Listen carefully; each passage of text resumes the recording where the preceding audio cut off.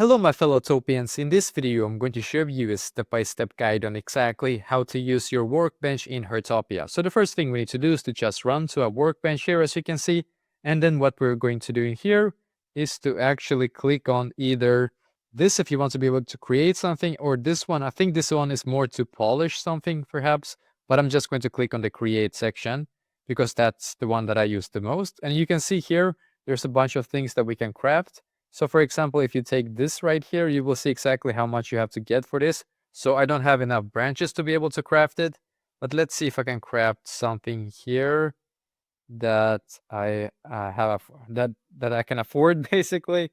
So yeah, it seems that I cannot, oh, like this one I can afford actually. So let's just click on craft here.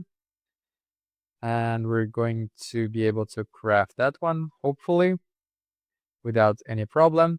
And you can see here it is. It's the side table here. And I believe to be able to actually get access to it, I think we have to either click on our backpack here, if I'm not mistaken. Yeah, it is.